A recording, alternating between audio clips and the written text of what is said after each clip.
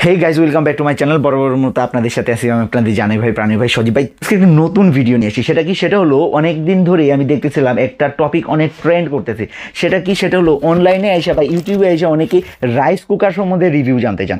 Rice কুকারটা সম্পূর্ণ দেখা যেতেছে কিনা জানি না। তো এই রাইস কুকার সম্বন্ধে অনেকে রিভিউ চান, তো ওইরকম পর্যাপ্ত রিভিউ নাই বা ওরকম ভালো একটা রাইস কুকার রিকমেন্ডেড করা ওরকম কোনো ভিডিও আমি ওরকম পাই নাই। তো আমি যেহেতু একটা কন্টেন্ট গ্যাপ দেখছি, ভাবলাম নতুন একটা ভিডিও এই রাইস কুকারের উপরে তৈরি করাই যায়। তো কোম্পানি থেকে আমাকে একটা রিভিউ নিট পাঠানো হয়েছে, যদিও এটা কোম্পানি স্পন্সর না, শোরুম স্পন্সর। তো পুরো ভিডিও জুড়ে আমি এই রাইস কুকারটার রিভিউ করার চেষ্টা করব এবং দেখাবো এটার ভিতরে, এই বক্সের ভিতরে আপনি কী কী কন্টেন্ট পাইতে পারেন এবং এটা ব্যবহারে আপনার কী পরিমাণ ইলেকট্রিসিটির বিল কমতে পারে না বাড়তে পারে সেটা জানবো আমরা পুরো ভিডিও জুড়ে। তো তার জন্য করতে হবে কি, ভাই চ্যানেলটা সাবস্ক্রাইব করে পুরো ভিডিও কন্টিনিউ করতে হবে।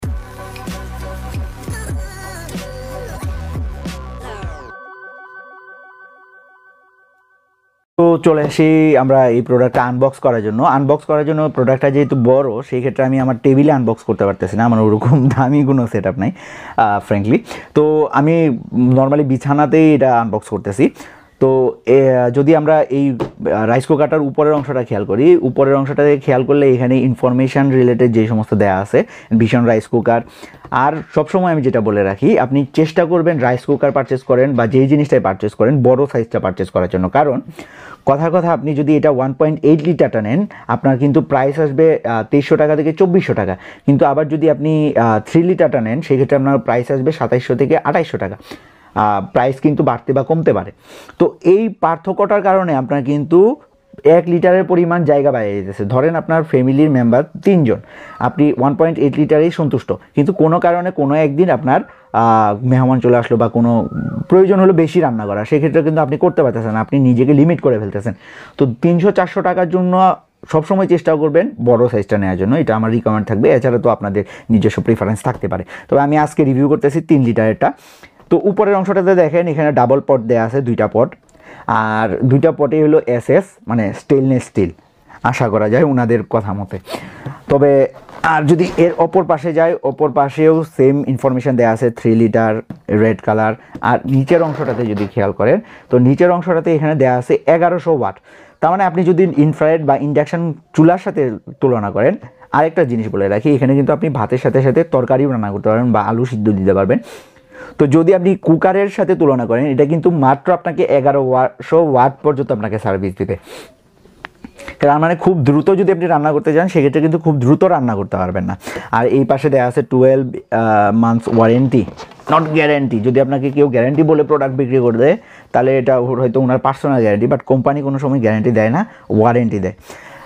তো এই পাশে যদি আরেকটা পাশে যদি আপনি খেয়াল করেন, এখানে বেস্ট স্টিম আউটলেট, মানে ওই যে উপরে যে একটা ঢাকনার উপর একটা ছিদ্র দেওয়া থাকে, ওটা দিয়ে প্রচুর বাষ্প বের হওয়ার সুযোগ আছে।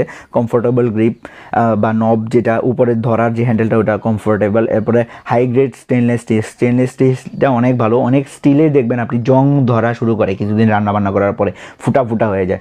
তো এটার ক্ষেত্রে আশা করি ওরকম কিছু হবে না। স্মার্ট ফাংশন, এখানে 2টা লাইট দেওয়া আছে, এটা স্মার্ট ফাংশন হিসেবে ওনারা আপনার কাছে শো করছে। এরপর হাই কোয়ালিটি হ্যান্ডেল, পাশে যে হ্যান্ডেলগুলো অনেকটা হাই কোয়ালিটি, ওনাদের কথা মাইনে নিলাম।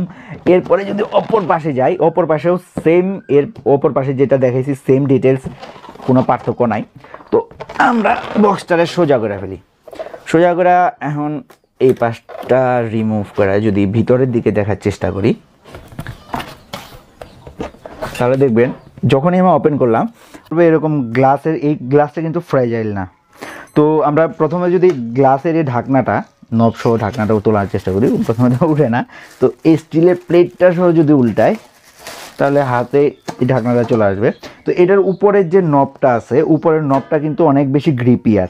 মানে আপনি যে কোনো সাইজে যে কোনো পাশ থেকে যদি ধরেন, এটা কিন্তু square shape, not round shape. Square shape হওয়ার কারণে অনেক ইজিলি হোল্ড করা যায়।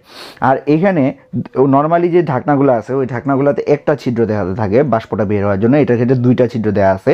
যে কারণে ভাত যদি বেশি মাত্রায় উতলায়, মানে যেটার উপরে ভাতের ফ্যান যদি বেশি হয়ে যায়, সেক্ষেত্রে এই 2টা দিয়ে বাষ্প বের হয়ে যাওয়ার কারণে উপচায় বাইরে পড়ার চান্সেস অনেকটা কম। তো আমরা যদি এই ঢাকনাটা পাশে রেখে দিই, তো এরপরে যে পার্টটা, এটা হলো সেকেন্ড পার্ট। তো সেকেন্ড পার্টে আপনি ঢাকনাটা 2টা ওয়েতে ব্যবহার করবেন, পলিথিনটা সরাই রাখি। তো এটার উপরে আপনি ঢাকনাটা এইভাবে সেট করতে পারবেন। বা ডিরেক্ট আপনি পাতিলের উপরেও ঢাকনাটা সেট করতে পারবেন। এখন আগে ভিতরের কন্টেন্টগুলো বের করে আপনাকে দেখাই কোনটা কী কারণে। এটা এক পাশে রেখে দিই। তো এরপরে পার্টটাতে যদি যাই, এখানে আপনার গ্যারেন্টি কার্ডটা দেওয়া আছে, এখানে প্রোডাক্টের নেম, অর্ডার, আর এখানে স্টিকারটা দেওয়া আছে। এই কার্ডটা হারানো যাবে না, সরি ওয়ারেন্টি কার্ড, এই কার্ডটা হারানো যাবে না, এটা আপনার কাছে রাখতে হবে। এরপরে যদি খেয়াল করি, এরপরে ভিতরে দেওয়া আছে মেজারিং কাপ, এটা দিয়ে আপনার মাপতে হবে কী পরিমাণ চালে কী পরিমাণ পানি আপনি দিবেন। তো নর্মালি আগের যে রাইস কুকারগুলো, এগুলোর মধ্যে হয়তো কি যে পরিমাণ চাল এর চেয়ে ডাবল পরিমাণ পানি দিয়ে একবারে নামায় নিলে হইতো। এই ক্ষেত্রে আপনি আপনার ইচ্ছা মতো আপনি ভাতের মার গালায়ও ভাত রান্না করতে পারেন। অনেকে যেমন পুরো মারটা সোক করে নিলে ভাত, ওই ভাতটা অনেকের ভালো লাগে না, কারণ একটা পানসে পানসে ফিল হয়। অনেকে আবার মার গালায় পছন্দ করে। এই ক্ষেত্রে আপনি যেহেতু উপর থেকে দেখতে পারতেছেন আগের মতো ফিক্স না, সেই ক্ষেত্রে আপনি ভাতের ফ্যানটা গালায় নিয়েও আপনি ব্যবহার করতে পারবেন। তো এই মেজারিং কাপটা পাশে রাখি, এটা দিয়ে আপনি চাল টাল মাপবেন। আর এটা দিয়ে যদি আপনার কোনো ভাত টাত নাড়তে হয় বা ভাত ফুটলো কি না এটা চেক করতে হয়, আপনার নিজে চেক করবেন। বা যদি তরকারি রান্না করেন, এটার মধ্যে তরকারি চেক করবেন। যেহেতু এটা নন স্টিকি একটা লেয়ার দেওয়া আছে, এটার মধ্যে যদি আপনি স্টিলের চামচ ব্যবহার করেন, সেই ক্ষেত্রে আপনার উঠে যেতে পারে, এই জন্য একটা চামচ দেওয়া আছে, এটা পাশে রাখি।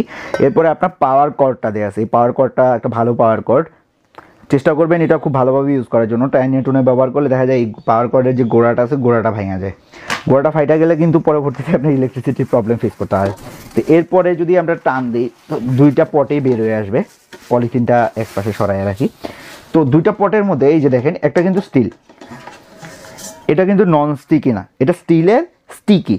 আবার এটা কিন্তু নন স্টিকি, তার মানে আপনি যদি কোনো কিছু ভাজা পোড়া করতে চান বা ফ্রাই টাই জাতীয় কোনো কিছু করতে চান, এটার মধ্যে করতে পারবেন। এবং এটার ভিতরে আপনার হানিকম কোটেড দেওয়া আছে, মানে এটার উপরে যদি আপনার কোনো কিছু লেগে থাকে, আপনি জাস্ট যে কোনো প্লাস্টিকের বা কাঠের চামচ দিয়ে নাড়া দিলেই সরে যাবে।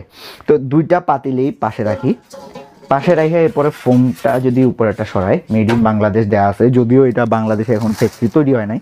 কীভাবে যে বলে, সমস্ত কিছু চায়না ইম্পোর্টেড, শুধু বাংলাদেশে ট্যাগ লাগানো থাকে। যারা জানেন তারা অবশ্যই তো হাসতেছেন।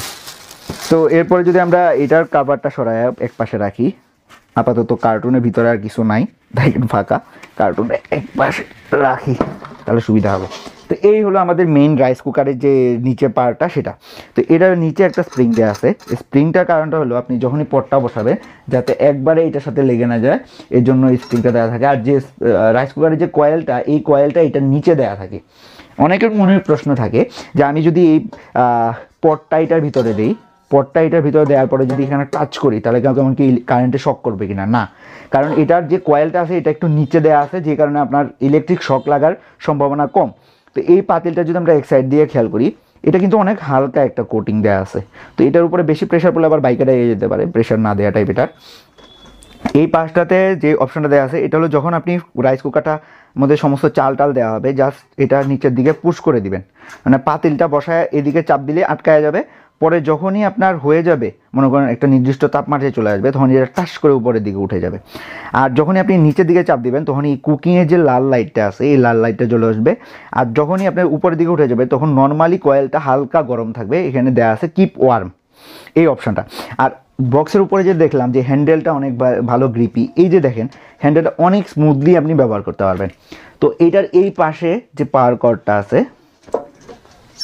কোথায় গেল প্লাগটা, হ্যাঁ, এই পাশে যে পাওয়ার কর্ডটা আছে, পাওয়ার কর্ডটা আপনি ইনপুট করে জাস্ট ওয়ালে আপনি কানেক্ট করে দিবেন। কানেক্ট করার পরে আপনি যদি কোনো কিছু ফ্রাই করেন, ফ্রাই করার ক্ষেত্রে আপনি এই পাতিলটা ব্যবহার করতে পারবেন। যদি ফ্রাই না করেন, তাহলে সেই ক্ষেত্রে আপনি স্টিলের মানে এসএস যে পটটা আছে এটা ব্যবহার করতে পারবেন। ধরেন আপনি ভাত রান্না করবেন, তো এখানে তো নিচে লাইগা যাওয়ার কোনো সম্ভাবনা নাই, তাহলে আমি এসএস পটটাই ব্যবহার করতেছি। এসএস পটটা ব্যবহার করার পরে ধরেন শুধু আমি ভাত রান্না করব, সেই ক্ষেত্রে আমি চাল টাল দেওয়ার, মেজারিং কাপে চাল দেওয়ার পরে এই ঢাকনাটা ব্যবহার করতে পারি। বা আমি চিন্তা করলাম আমি আলু সিদ্ধ বা ঢেঁড়স ভর্তা খাবো, সেই ক্ষেত্রে আমি এই অংশটা যদি অ্যাডজাস্ট করি, এখানে আলু দিয়া নিচে ভাত দেওয়া থাকলো, এরপরে আমি ঢাকনাটা ব্যবহার করলাম। এই ক্ষেত্রে আমার একটা রান্না করার পাশাপাশি দুইটা হয়ে যেতেছে। তো আমি ডিরেক্ট আপনাকে পাওয়ার কর্ড লাগায় দিয়ে টেস্টিং করে দেখাইতে পারতেছি না, যেহেতু এটা রিভিউ ইউনিট আমাকে রিটার্ন করতে হবে কোম্পানির কাছে।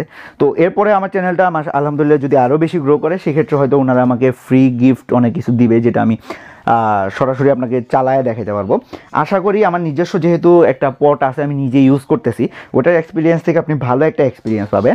আর 1100 ওয়াট হওয়ার কারণে আপনি যদি দিনে 3 বার ভাত রান্না করেন, গড়ে আপনার পার ডে মিনিমাম আপনার 20 টাকার মতো বিল আসবেই, এটা মিনিমাম যদি আসে।